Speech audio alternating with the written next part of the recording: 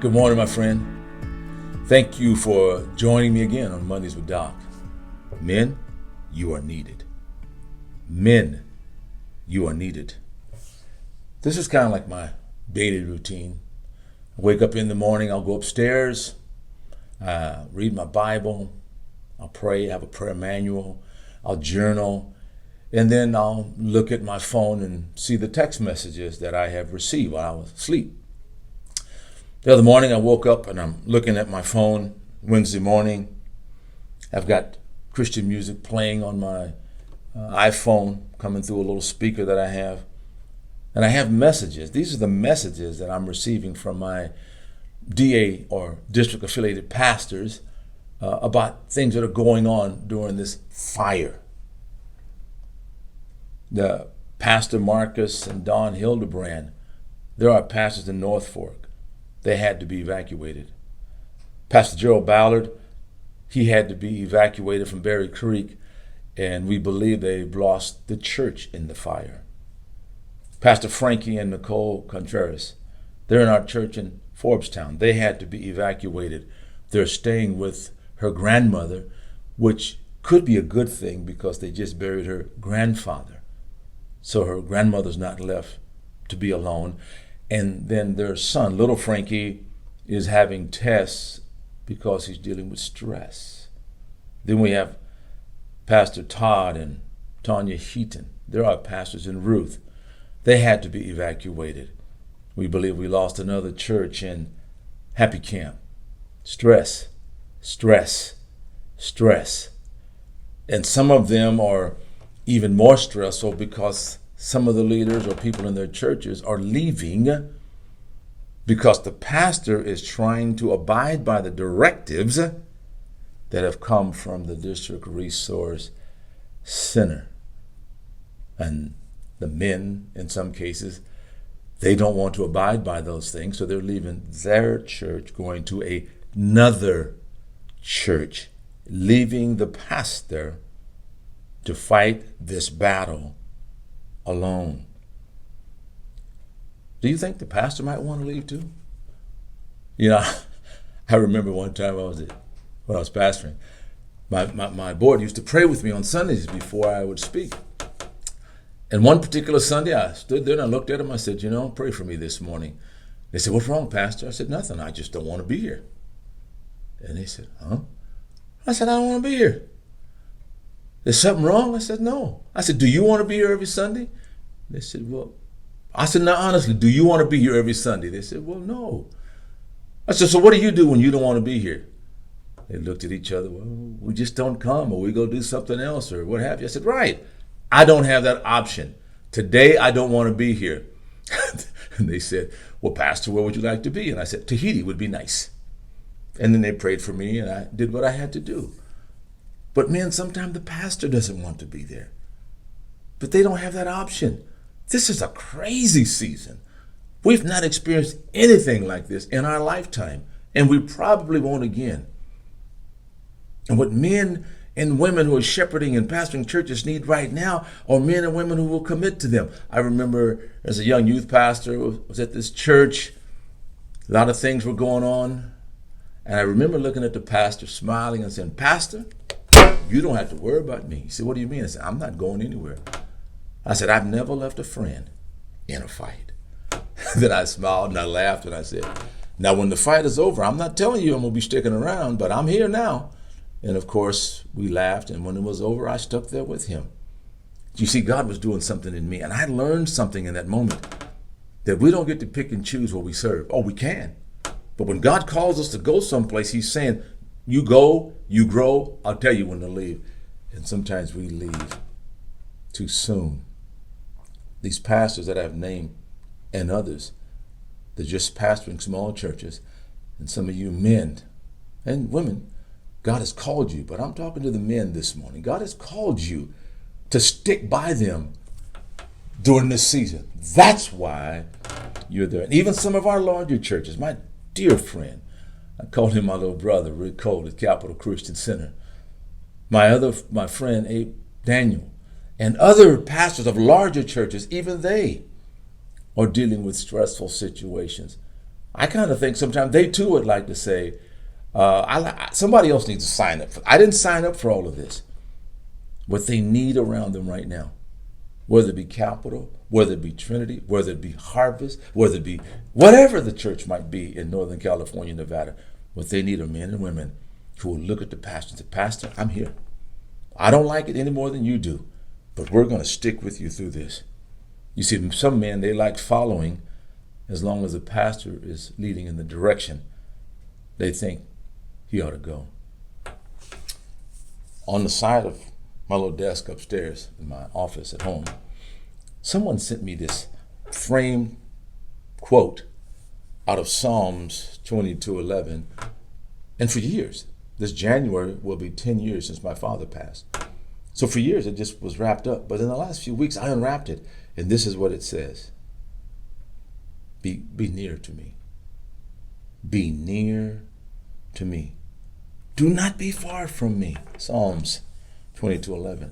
So I'm looking at this, and it's January the 8th, and I'm wondering, why would somebody send me this on January the 8th? And I remember that was the day my father passed away. So now it sits someplace where I look at it every day. Because, my brothers, you know as well as I, some of you have lost your jobs. It's a painful time for all of us. And what we need is God to be near us. Here's a word of encouragement for my pastor friends. He's near you right now. Rick, Pastor Abe, Pastor Marcus, Gerald, Pastor Frankie, Pastor Todd, all of my pastors, all of our pastors. I want you to know he's near to you right now. You might not, Pastor Lance, you might not can see him. Might not even can feel him. But he's with you and he's near you right now. A word of challenge to you men today. In Exodus 17:12-14, we read these words. When Moses' hands grew tired, I want you to understand something.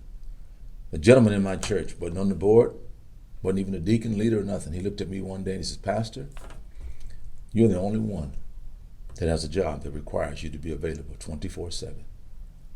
Your pastor, men, he has a job that requires, even if he's working a secular job, that church requires him to be available 24/7. He needs you, men. She needs you, men. When Moses' hands grew tired, who's they? Who's they? He had men around him to help him. When Moses' hands grew tired, they took a stone and he put it under him and he sat down. They knew their leader needed some rest and they were there to help him. Aaron and Hur held his hands up, one on one side, one on the other, so that his hands remained steady until sunset. The Bible says because his hands remained steady, as long as his hands were up, they were winning the battle. When he got tired and they came down, what an application for today. Our leaders are tired. And I know you're tired, my brothers, but these pastors, they need you. They need you to be there with them. They need you to pray with them. And the Bible says they won the battle. But watch this. Then the Lord said to Moses, write this on a scroll as something to remember. Aaron and Hur represented those who walk in relationship to the man, the woman of God, the lead caregiver. When the lead caregiver weeps, they weep with the caregiver. When the lead caregiver rejoices, they rejoice with that caregiver. When the lead caregiver is tired and wants to quit, men stay steadfast by their side and hold up their arms until victory comes. Which are you? Are you a follower of the leadership as long as they are leading in the direction you think they should go, leaving them in the battle to fight alone? Or are you an Aaron or Hur walking in close relationship with the pastor in this once-in-a-lifetime battle, committing to him or her, committing to the church, committing to the community to stay there until victory has been accomplished? I told that pastor in my 20s, don't worry about me, I'm with you. I wonder what would happen, men, if you're a pastor. Of course they know it, but what would happen maybe if you just told them, Pastor, I'm with you. My family's with you. Can't tithe like I used to, and what have you. Hours have been cut. I'm not working. But Pastor, I'm with you. I'm with you in spirit. I'm with you physically. You need me to pray? I'm praying. You need me to fast? I'm fasting. Pastor, whatever you need, I'm with you. Me and my family, we're not leaving this church. We've been here long enough. People know us. They know what we represent. Yes, we'd like to maybe be somewhere else. We hear another church is doing such and such, and we want to go over there. But Pastor, we're not leaving here. You see, Pastor, I've never depended on you to feed me. I have always depended on God. And he has me here, and I'm going to be here. Men, you are needed now more than you have ever been needed before. Even this morning, I woke up praying for my superintendent. Can I close our time today by reading something to you from my journal? This is what I wrote this morning. Kids can't go to school. Some parents unable to work. Businesses are closed. Many are depressed. There's a deep sense of hopelessness on the horizon. The sky is dark. Yet in this dark hour, one can feel and experience the presence of the Holy One of Israel, Jesus the Christ. So many signs. Some feel and think it's time for Christ's return. It's been time for his return ever since Jesus left planet Earth.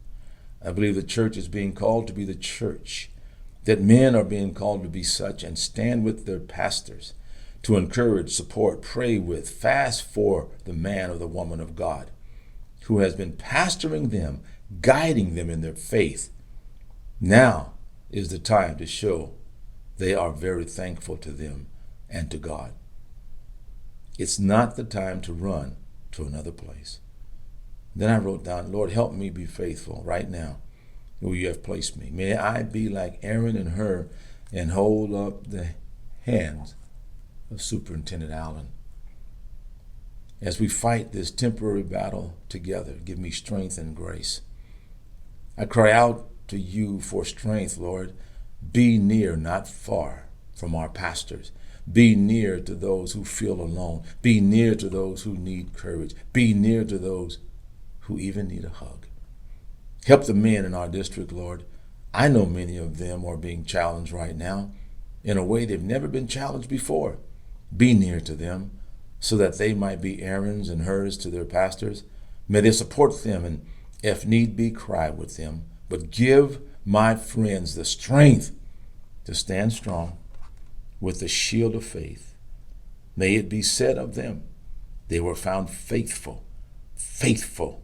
This is their greatest and finest moment in life. It will not return. Give them divine strength. God said, write these things down. When this season is over, things will be written down. When I was at my church years ago, when I first got there, I'm looking at all the previous records and business meetings. There was a name of a man, Brother Wilder. His name was in there. Every meeting. Financial problems, communication problems. He was at the meetings. He was the stalwart that held things together. My brothers, what will be written down about you when this season is over? Now you know. What will you do? God bless you.